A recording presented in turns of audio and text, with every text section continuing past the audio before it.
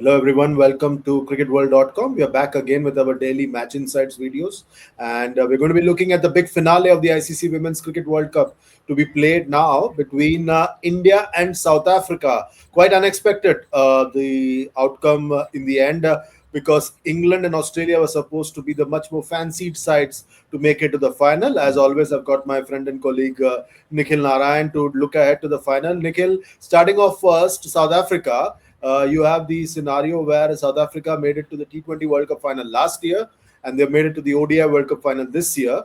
It's quite a progress for them in terms of making it to the final. It shows that they are moving in the right direction. Absolutely, Chandresh. South Africa finished third on the table. They lost to England and Australia. It was a strange campaign. A terrible start against England and a not so good finish in the group stages against Australia, but they were brilliant in between. A massive win over England in the semi final, where they scored 319 and routed England for 194. So, South Africa, a fantastic win for them. It is their first ODI World Cup final. Uh, a very talented batting heavy lineup South Africa has. Batting is their strength. They've been brilliant chasing in the tournament, won all the four games in which they've batted second. And the top order and middle order is firing big time. So South Africa, a very, very dangerous team. Absolutely great for them that they've made it to their first World Cup ODI final. On the other hand, for India, it will be their third ODI World Cup final. They made it to the final in 2005, 2017, and 2025. What a fantastic chase by India in the second semi final on Thursday night at the DY Patil Stadium in Navi Mumbai.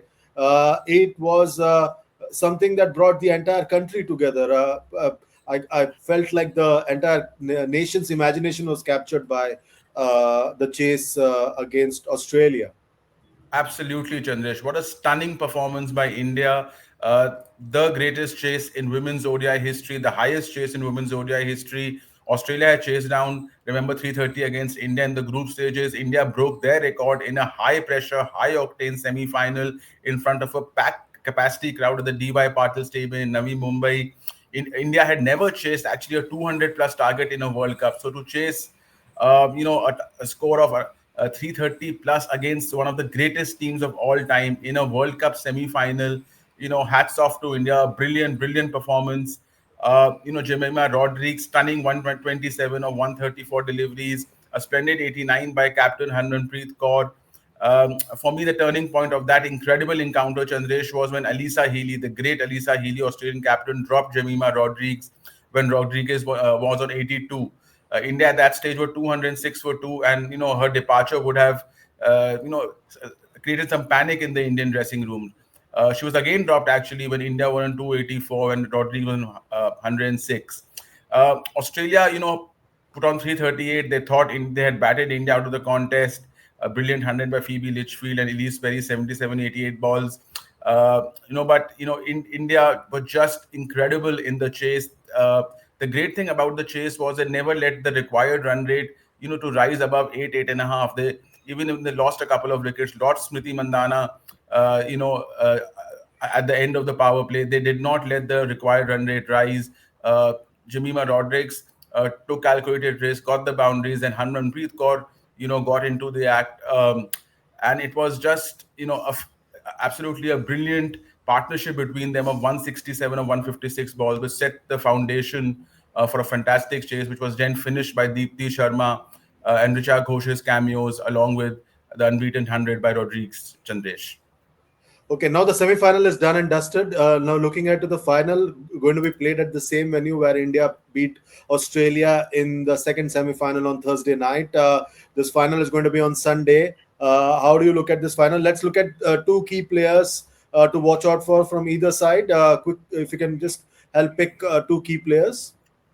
Yes, for South Africa, I think Laura Wolvaardt, absolutely brilliant with the bat, the leading run getter in the tournament. 470 runs in 8 innings at a strike rate of 98, 103 50s, an absolutely unbelievable 169 of 143 balls in the semi-final versus England in Guwahati. She is a massive, massive wicket at the top of the order.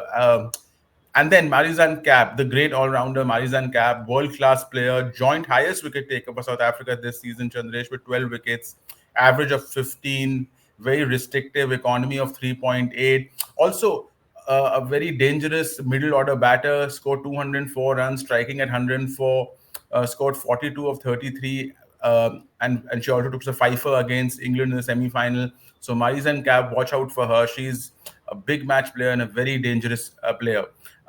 Two players for India. We have to look at Smriti Mandhana. She peaked at the right time for India after a slow start in the tournament.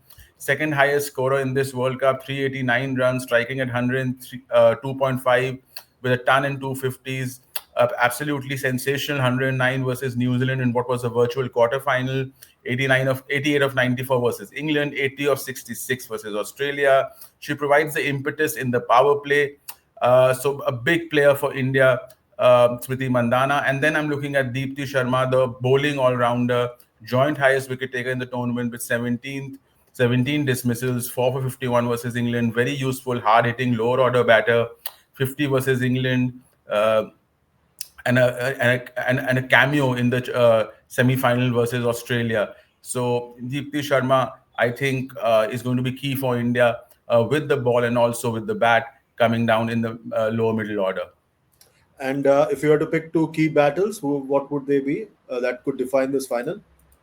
I think the battle in the Indian batting power play between Smriti Mandhana and Marizanne Kapp, I think that's going to be fascinating. That could decide the course of the match. And I think when South Africa come out to bat, I think Laura Wolvaardt, um, I think when Deepti Sharma comes on to bowl just after the power play, if she's still around, I think that's going to be a key battle. How India's leading spinner controls Laura, I think that's going to be key. So I think Laura Wolvaardt versus Deepti Sharma is the other key battle. Okay, now looking at the head-to-head record between the two sides, how does that stand before the final? I think India has the advantage there, Chandresh. Overall, they've played 34 ODIs. India has won 20, South Africa has won 13. Since 2020, actually, it is 6 all in 12 matches. In World Cups, India again has, in World Cups, they've played 6 matches and it's again even Stevens. It's 3 to India, 3 to South Africa. So overall with India, but World Cups since 2020, absolutely neck to neck. So that's the head-to-head record. There's nothing much to choose there between the two sides. Okay, and who are you backing to win this contest?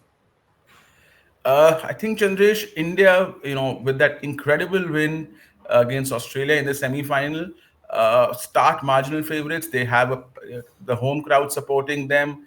Um, it's going to be interesting. I think whichever team bats first in a high-pressure final, although India chased, 338 against Australia, but such chases are rare in history. I think batting first advantage at Navi Mumbai for sure.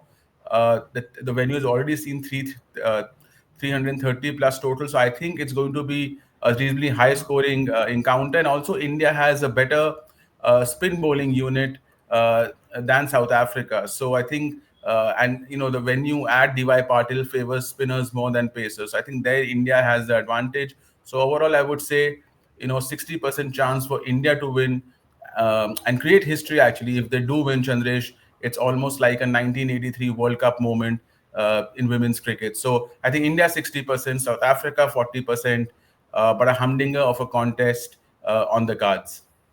Let's see what happens. Why don't you let us know? You're watching us on cricketworld.com. What do you think about what we've just spoken?